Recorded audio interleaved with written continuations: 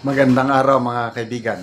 Bigyan natin ngayon ng reaction opinion itong pahayag ni Atty. Rowena Guanzon na in kaso ng maging chairman ng Blue Ribbon Committee sa Senado ay si Senator Rodante Marcoleta na sabi niya sa mga kawatan sa gobyerno, humanda na kayo.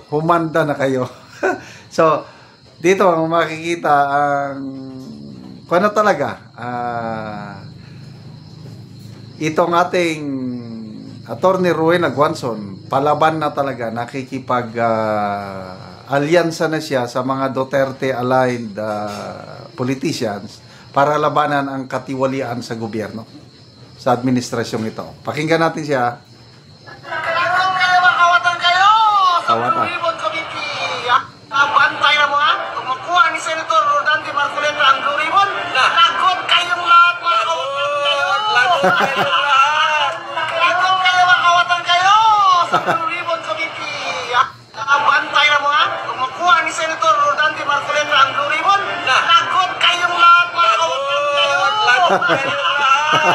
Lagot kayo, mga kawatan kayo! Sa Blue Ribbon Committee! Bantay na mo ha? Bantay mo, mag-ingat kayo, sabi niya. Okay, bakit Blue Ribbon? Okay, narinig ko mismo si Senator Marcoleta na kung sino man ang maging Senate President, pakiusapan ko siya. Ibigay lang sa akin ang Blue Ribbon Committee. Sa ngayon, sino ba ang Blue Ribbon Committee Chairman? Correct me if I'm wrong, si Senator Pia Cayetano ang alam ko. Itong natapos nga 19th Congress Very powerful. Ang pinaka-powerful na committee sa Senado is Blue Ribbon Committee. Kaya niyang imbestigahan kahit ano dyan. Kaya nga, pinaghahanda na ni Atty. Guanzon ang mga kawatan sa gobyerno. Kasi kilala na natin ang kalidad o ano ba to? Yung character, yung integrity, yung image ni Senator Marcoleta is ano siya? Corruption buster. Walang sinasanto yan. Basta nasa katwiran, humanda ka. Una akong bumilib kay Congressman Manon, panahon ni PRRD. Una kong bumilib yung hearing o investigasyon ba yon tungkol sa ABS-CBN. Sinubaybayan ko. Napakagaling niyang magtanong. May basihan lahat ang sinasabi niya. At doon napatunayan na maraming paglabag ang ABS-CBN. Anong nangyari? Di talagang na yung franchise hindi tinuloy. At doon din unang bumilib si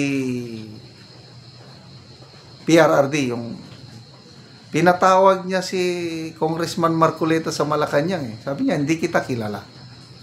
Kaya lang, nabantayan ko yung investigasyon niyo sa Kamara tungkol sa ABS-CBN. Kakaiba ka. Kailangan mong magsenador. So, kaya makita nyo, nung Uniteam ticket nung 2022 kasama si Marcoleta sa Uniteam. Kasi ang mismong nagkumbinsi sa kanya na tatakbong senador si PRRD. Malaki ang tiwala ni PRRD kay then Congressman Marcoleta. Kaya lang wais itong si Senator Marcoleta Mga ilang araw na lang isang linggo bago halalan ng May 2022, umatras siya. Bakit? Nakita niya, langanin pa siya. Umatras para qualified siya na maging nominee ng Sagip Party List. O, di tama. Kasi kung natalo siyang senador, wala, hindi na siya naging congressman. Dahil nag-congressman siya, yan. Siya, mabibilang mo lang sa kamay yung mga congressman na tumulong, tumindig para alalayan si BP Sara sa ginawa sa kanya sa budget hearing last year ba yun? Yung kawawa si BP Sara. Kita mo, lumaban siya, no? Doon ako lalong napahanga. Sabi ko, ito ang kailangan natin, no? So, lalo siyang napamahal sa taong bayan dahil sa ginawa niyang pagtatanggol kay BP Sara, di ba? O ngayon, dahil pinag-initan siya sa kamara, tinanggalan siya lahat sa mga committee members niya o chairmanship. Wala na. O, sabi niya, sige, dahil kinalaban niya ako, tatakbo akong senador. Yan na, senador na. Kaya may timing ang lahat. So napakagaling ang timing ni ngayon. Blue Ribbon, patay sila talaga ngayon. Anong chances na makukuha niya? To me, nakikita ko kasi ang magiging depende yan sa Senate President kung malakas ka sa kanya. Ayan. Nakikita ko ngayon meron ng kooperasyon o alyansa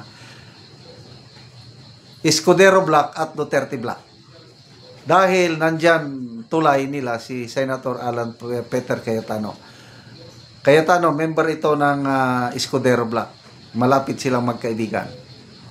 Cayetano, kaibigan din siya ng mga Duterte Black. Kaya itong pagsamahin mo ang puwersa ng Cayetano, Escudero Black at Duterte Black, kaya nilang mag-upo ng isang Senate President, and that is Senator Escudero, siya pa rin. Ayun, dahil nakatulong ang Duterte Black sa pagiging Senate President ni Escudero, pwede ba, boss? Ang makakalaban lang niyo dyan si Senator Peter Alan Cayetano, kasi nabanggit din ni Senator Cayetano na parang gusto niya. But tingin ko pagbibigyan yan kasi pwedeng ibang committee na lang si Kaya humanda sila.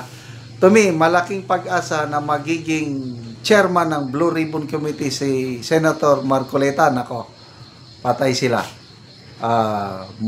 Kaliwat kanan na investigasyon itong mga kawatan sa gobyerno ngayon. Okay, salamat mga kaibigan sa inyong pagsubaybay sa ating channel. Nakakatulong kayo ng malaki sa tribong Talandig ng Bukidnon dahil ang sweldo natin sa channel na ito is pantulong natin sa tribo.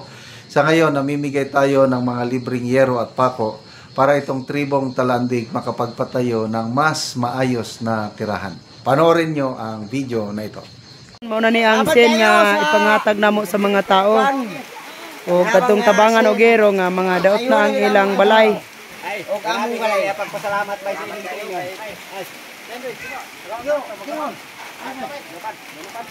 Sa buwan ay pagkar ko.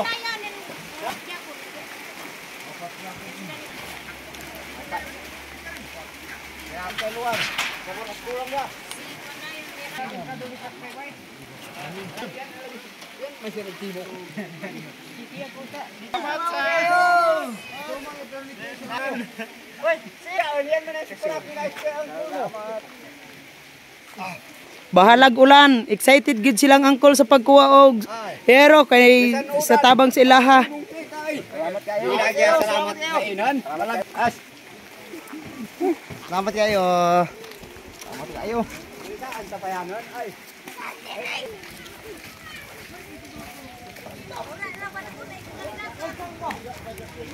Danlog kaayo ang agianan. Kargagin naman na yung kwan. So muna ni ang ilang gikargahan.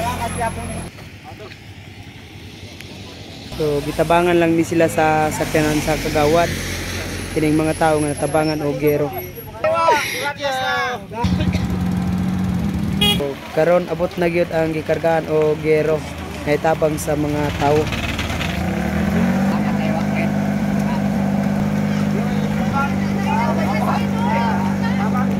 Sa tawang ay salamat pa asig Ginoo ana ilang tigitin. So muna ni ang balay ni Angkol. O karon muna ni ang balay ni Angkol nga natagaan og gero. So gatulo-tulo na kay nag-ulan naman. So basa na gani kayo ang ilang salog.